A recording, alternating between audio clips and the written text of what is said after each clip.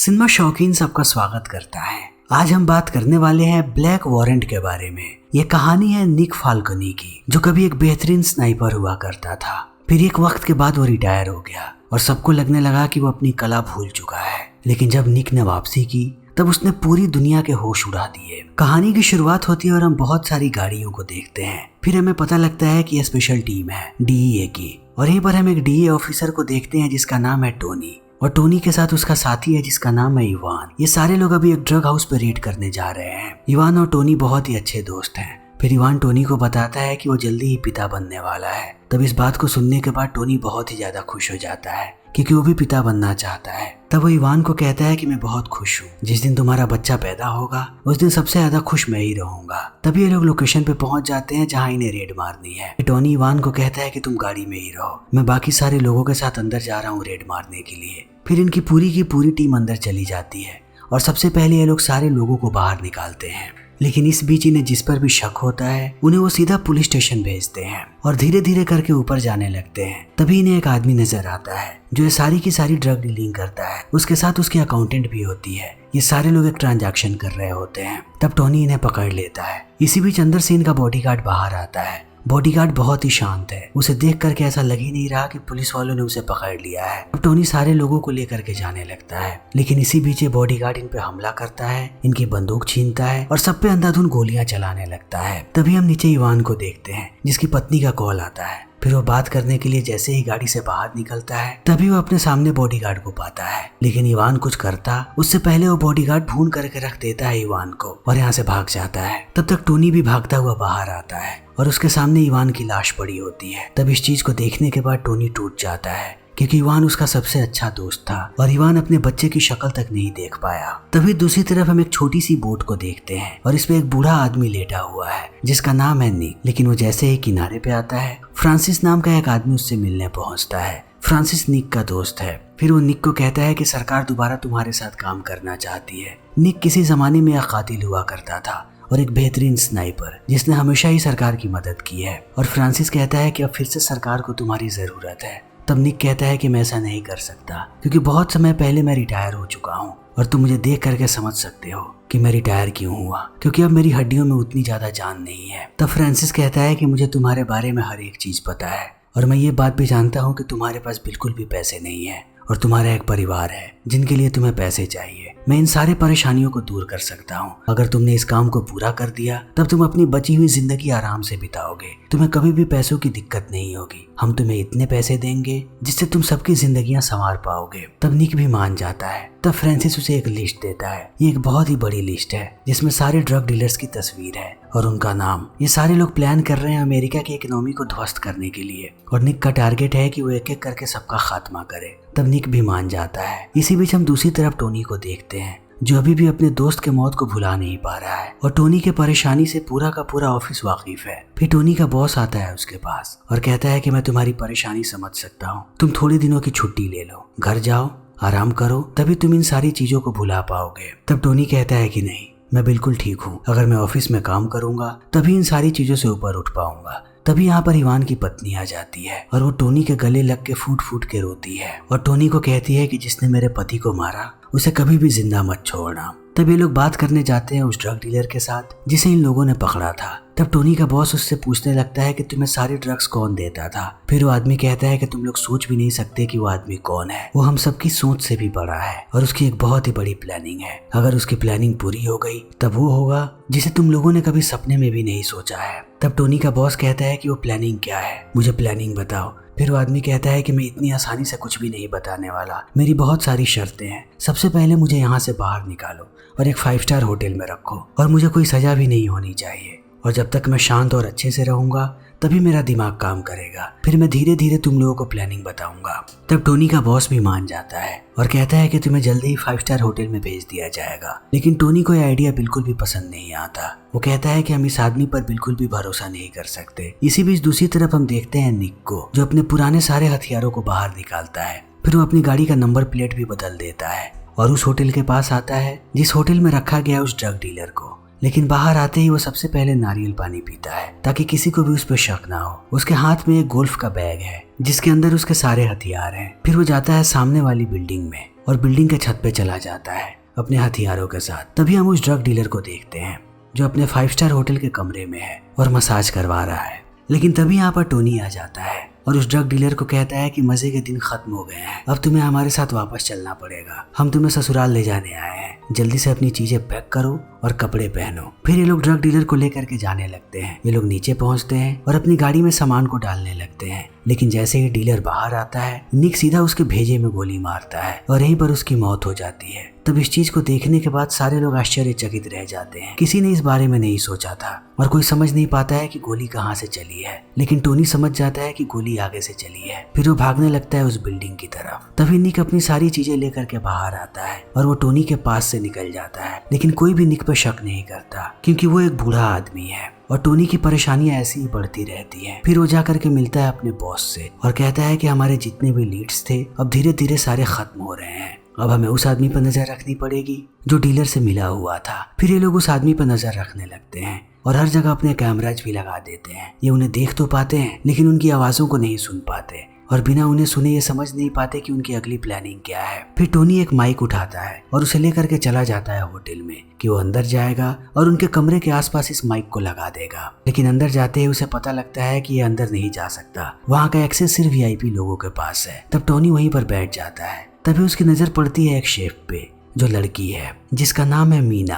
और टोनी उसे देखते ही समझ जाता है कि मीना उसका काम कर सकती है। फिर वो मीना का पीछा करने लगता है। वो बार बार उससे बात करने की कोशिश करता है लेकिन मीना उसे बार बार इग्नोर कर देती है। तब टोनी के पास एक ही रास्ता बचता है कि वो मीना को सच्चाई बता दे। तब वो मीना को बताता है कि वो एक एजेंट है और उसे मीना की मदद चाहिए। उसके होटल में कुछ बहुत ही खतरनाक लोग रहने आए हैं, उनके कमरे में एक डिवाइस लगानी है। टोनी कभी कमरे तक नहीं पहुंच सकता लेकिन मीना कमरे तक जा सकती है। फिर इन बातों को सुनने के बाद मीना कहती है कि मैं ये काम कभी नहीं कर सकती क्योंकि अगर किसी को भी इस बारे में पता लगा तब मेरी नौकरी जाएगी और यहाँ तक कि मेरी जान भी जा सकती है। तब टोनी उसे फिर से समझाने लगता है कि कितने लोगों की जान खतरे में है। तब एक वक्त के बाद मीना भी मान जाती है और टोनी खुश हो जाता है। फिर टोनी वापस आता है और सीसीटीवी फुटेजेस में देखने लगता है कि मीना क्या कर रही है और एक वक्त के बाद मीना जा करके उस डिवाइस को लगा देती है। तब ये लोग सारी बातों को सुनने के लिए तैयार हो जाते हैं। लेकिन इसी बीच हम निक को देखते हैं, वो भी इस होटल के बाहर ही रहने लगा है। तभी वो कुछ डीलर्स को देखता है जो अंदर जा रहे हैं। फिर वो भी अपनी तैयारी करने लगता है। इसी बीच सारे लोग चले आते हैं उस कमरे में और टोनी बहुत ही ज्यादा जोश में होता है कि अब वो इनकी सारी बातें सुन पाएगा। तभी हम इन सबके मुखिया को देखते हैं जिसका नाम है हुसैन बिन फारी और इसी बीच दूसरी तरफ हम निक को देखते हैं जो एक कैप पहनता है और इमरजेंसी एग्जिट की तरफ से होटल के अंदर आने लगता है। तभी हम हुसैन को देखते हैं जो अपनी पूरी प्लानिंग बताता है। वो पूरी दुनिया में हथियारों की तस्करी करता है और ड्रग्स भी भेजता है। अब उसका अगला टारगेट है कि वो पूरे अमेरिका के इकोनॉमी को ध्वस्त कर दे। उसने एक वैज्ञानिक की मदद से ऐसी मशीन बनाई है जिससे वो एक झटके में पूरे अमेरिका की बिजली काट देगा। और अभी इनकी बातें चली रही होती है तभी धीरे धीरे करके निक यहाँ पे आ जाता है और अंदर आते ही सब पे हमला कर देता है और एक एक करके सबको मारने लगता है। हर जगह सिर्फ और सिर्फ लाशें होती हैं। टोनी भी इस चीज को देख लेता है तब वो भागता हुआ आने लगता है होटल की तरफ। लेकिन इसी बीच हुसैन यहाँ से भाग जाता है अपने वैज्ञानिक के साथ। वो लोग भागते भागते बाहर पहुंच जाते हैं और अपने आदमियों के साथ यहाँ से निकल जाते हैं। तब निक भी यहाँ से निकल पड़ता है। इसी बीच टोनी पहुंचता है कमरे के अंदर।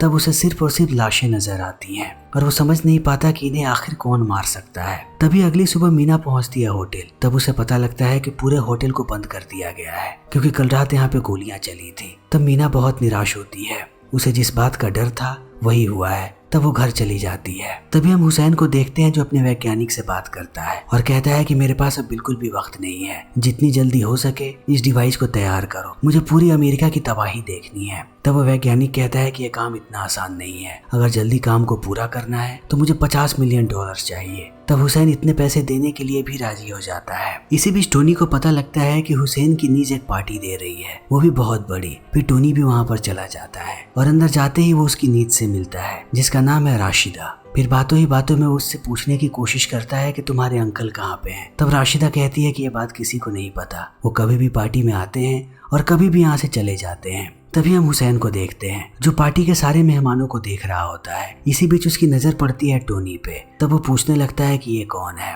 तभी हम उसी बॉडीगार्ड को देखते हैं जिसने इवान को मारा था और इवान टोनी को पहचान जाता है। तब वो हुसैन को बताता है कि ये आदमी एक DEA एजेंट है, यह हमारे लिए बहुत ही ज्यादा खतरनाक साबित हो सकता है। तब हुसैन कहता है कि जितनी जल्दी हो सके इस आदमी का खात्मा करो और जितने भी लोगों को हमारे बारे में पता है सबको मार दो। तभी हम टोनी को देखते हैं जिसे पता लगता है कि इस बिल्डिंग के आसपास उसी आदमी को देखा गया है जो हर कत्ल के समय मौजूद था, यानी निक को। तब टोनी भागता हुआ बाहर आता है और वो देखता है कि निक यहाँ से भाग चुका है। तभी उसे मीना नजर आती है जो इस पार्टी की शेफ थी। तब वो उसकी गाड़ी में बैठता है और निक का पीछा करने लगता है, लेकिन निक सबको चकमा दे करके निकल जाता है। लेकिन टोनी इतनी आसानी से हार नहीं मानने वाला। वो अगले दिन भी आता है ढूंढने के लिए निक को, और एक वक्त के बाद उसे निक की गाड़ी भी नजर आ जाती है। तब वो जाता है निक के पास। वो जैसे ही निक को देखता है उसे पता लगता है कि निक उसका पिता है। जब टोनी छोटा था तब निक उसे छोड़ करके चला गया था। तब निक टोनी को लेकर के जाता है अपने जहाज पे, लेकिन टोनी बार बार यही सवाल पूछता है कि आप मुझे छोड़ करके क्यों गए? आपको ये बात पता थी कि मैंने हाल ही में अपनी माँ को खोया था, मेरी माँ की मौत हुई थी। तब निक कहता है मुझे सारी बात पता है, तुम्हें शायद पता नहीं कि मैं एक कातिल था, सरकार का कातिल। सरकार को जिसका भी खात्मा करवाना होता था वो मुझसे करवाते थे, इसीलिए पूरी दुनिया में मेरे दुश्मन फैल गए और मेरे दुश्मनों ने ही तुम्हारी माँ को मारा। और तब मुझे एहसास हुआ कि अब तुम्हारी भी जिंदगी खतरे में है। अगर मैं तुमसे कांटेक्ट में रहा या तुम्हारे पास रहा तब वो लोग तुम्हें भी मार देंगे। तब तुम्हें बचाने के लिए मैं तुमसे दूर हो गया, इसीलिए तुम आज भी जिंदा हो। और अगर तुम मेरी जगह पे होते और तुम्हारी औलाद के साथ ऐसा होता तब तुम भी शायद यही करते। फिर इन बातों को सुनने के बाद टोनी भी सारी बात समझ जाता है। तब निक उसे बताता है कि मेरा और तुम्हारा, हम दोनों का मिशन अभी एक ही है। मैं भी हुसैन को मारना चाहता हूँ और तुम भी, ताकि हम अमेरिका की इकोनॉमी को बचा सके। तब इन सारी बातों को सुनने के बाद टोनी यहाँ से जाने लगता है, लेकिन वो जैसे ही बाहर आता है निक उसे एक सेलफोन देता है और बताता है कि तुम्हारा जब भी मेरे से बात करने का मन हो इस फोन से मेरे पास कॉल करना। लेकिन अभी ये लोग और बातें कर पाते उससे पहले यहाँ पर बॉडीगार्ड आ जाता है। ये लोग निक के सर पे वार करते हैं और टोनी को लेकर के यहाँ से भाग जाते हैं। और निक जब तक संभल करके खड़ा होता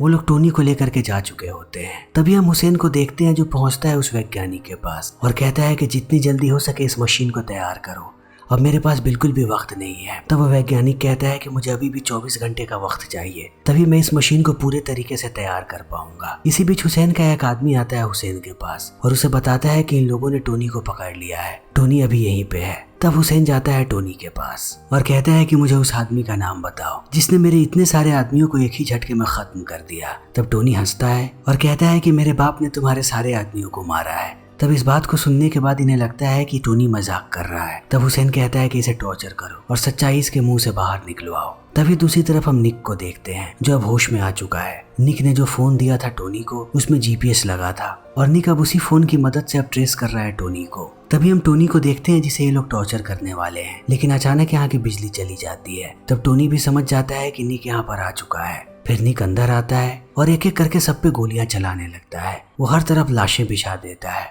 तब इस चीज को देखने के बाद हुसैन वैज्ञानिक को लेकर के यहाँ से भाग जाता है, लेकिन अब निक एक एक करके सबका खात्मा करता है और अंत में टोनी को भी लेकर के यहाँ से निकल जाता है। तभी पुलिस वाले यहाँ पर पहुंच जाते हैं और उन्हें हर तरफ हुसैन के लोगों की लाशें नजर आती हैं और उन्हें वो डिवाइस भी मिल जाती है जिसकी मदद से ये लोग सारा कारनामा करने वाले थे। तभी हम टोनी को देखते हैं जिसके फोन पे मीना का कॉल आता है और जैसे ही टोनी कॉल उठाता है उसे बॉडीगार्ड की आवाज सुनने को मिलती है जो टोनी को कहता है कि अगर इस लड़की को जिंदा देखना चाहते हो तब मेरे बताए हुए लोकेशन पर आओ। फिर टोनी भी मान जाता है मीना को बचाने के लिए और यहाँ से निकलने लगता है। फिर निक उसे रोकता है और कहता है कि पागल मत बनो, वो लोग यही चाहते हैं, अगर तुम अकेले वहां पर गए तब तुम कभी भी जिंदा वापस लौट करके नहीं आओगे, मैं जैसा कहता हूँ वैसा करो। फिर टोनी भी वैसा ही करता है और पहुंच जाता है उस लोकेशन पे और अंदर चला जाता है बॉडीगार्ड के पास। तब वो बॉडीगार्ड कहता है कि मुझे पूरी सच्चाई पता लग गई है, हमारे सारे आदमियों को तुम्हारे पिता ने मारा है, तो अभी के अभी अपने पिता को कॉल करो और उसे भी यहाँ पर बुलाओ। तभी हम देखते हैं कि निक यहीं पर है। वो सीधा कंधे में गोली मारता है बॉडीगार्ड के। तब टोनी लड़ने लगता है बॉडीगार्ड से। तब तक यहाँ पर निक भी आ जाता है। फिर वो बॉडीगार्ड पे बंदूक तानता है और कहता है कि मुझे बताओ हुसैन कहाँ पे है, तभी मैं तुम्हें जिंदा छोड़ूंगा। तब बॉडीगार्ड कहता है कि तुम मुझे ऐसे नहीं डरा सकते, मैं तुम्हें हुसैन के पास लेकर के जा सकता हूँ, लेकिन मेरी एक शर्त है, अगर मैं तुम्हें वहां लेकर के जाऊंगा तो बदले में मुझे $1 मिलियन चाहिए। तब निक भी मान जाता है। इसी बीच हम हुसैन को देखते हैं जो अपने घर पे बैठा हुआ है, लेकिन अब वैज्ञानिक बहुत ही ज्यादा परेशान है। वो कहता है कि तुम्हें मशीन चाहिए थी, मैंने मशीन बना दी, अब मेरा पूरा का पूरा पैसा दो, मुझे अपने परिवार के पास वापस जाना है। तब हुसैन कहता है कि अब मैं तुम्हें एक ढेला भी नहीं दूंगा क्योंकि तुम्हारा मशीन पुलिस वालों के कब्जे में है। लेकिन वैज्ञानिक ऐसे ही पैसे मांगता रहता है। तब हुसैन अपनी बंदूक निकालता है और सीधा वैज्ञानिक के भेजे में गोली मारता है और उसकी यहीं पर मृत्यु हो जाती है। लेकिन अब राशिदा भी सारी चीजों को देख लेती है और उसे समझ में आ जाता है कि उसके अंकल एक क्रिमिनल है। तभी यहाँ पर बॉडीगार्ड आ जाता है। उसने बंदूक तान रखी है निक पे और उसके साथ साथ एक बॉडी बैग भी है। फिर ये लोग जैसे ही बॉडी बैग को खोलते हैं, अंदर टोनी होता है जो सब पे बंदूक तान देता है। फिर हमें पता लगता है कि आखिर इनकी प्लानिंग क्या थी। बॉडीगार्ड ने इन्हें बताया था कि ये लोग अंदर कैसे दाखिल हो सकते हैं, वरना हुसैन के घर में इन्हें कभी भी अंदर जाने का मौका नहीं मिलेगा। और अब हम देखते हैं निक और टोनी को। इन दोनों ने बंदूकें तान रखी हैं सारे लोगों पे। फिर वो जैसे ही इन पे गोली चलाने की कोशिश करते हैं, ये दोनों एक ही झटके में सबका खात्मा कर देते हैं। तब अंत में हुसैन घूस देने की कोशिश करता है निक को, लेकिन निक उसकी बात नहीं सुनता और सीधा भेजे में गोली मारता है। फिर बॉडीगार्ड कहता है कि अब मुझे मेरे पैसे चाहिए। तब निक कहता है कि मुझे पता है कि तुम्हें क्या चीज मिलनी चाहिए। तभी यहाँ पर पुलिस वाले आ जाते हैं और उन्हें हर तरफ सिर्फ और सिर्फ लाशें नजर आती हैं और एक बॉडी बैग भी। फिर ये लोग जैसे ही बॉडी बैग को खोलते हैं, इन्हें अंदर बॉडीगार्ड मिलता है और सारे पुलिस वालों को पता है कि इसी बॉडीगार्ड ने इवान को मारा था, यानी अब बॉडीगार्ड जेल जाने वाला है हमेशा के लिए। फिर समय ऐसे ही बीतने लगता है और थोड़े समय के बाद हम निक के जहाज को देखते हैं, जहाँ पर टोनी है, टोनी के साथ मीना है और उसके साथ साथ इवान की पत्नी भी है अपने बच्चे के साथ। फिर इवान की पत्नी शुक्रिया अदा करती है टोनी का कि टोनी ने बताया कि इवान के नाम पे एक बहुत बड़ा इंश्योरेंस था, जिस पैसे से अब उसके बच्चे का बड़ी ही आसानी से पालन पोषण हो जाएगा। और निक बहुत खुश है क्योंकि बहुत समय के बाद वो इतने सारे लोगों के साथ है, यानी अपने परिवार के साथ। तभी फ्रांसिस कॉल करता है टोनी को और कहता है कि मेरे पास एक बहुत बड़ा मिशन है। और ये फिल्म यहीं पे खत्म हो जाती है। तो दोस्तों, हमारी आज की ये वीडियो यहीं पे खत्म होती है। अगर आपको हमारी ये वीडियो पसंद आई हो तो इसे लाइक करें, शेयर करें और चैनल को सब्सक्राइब करें। Thank you.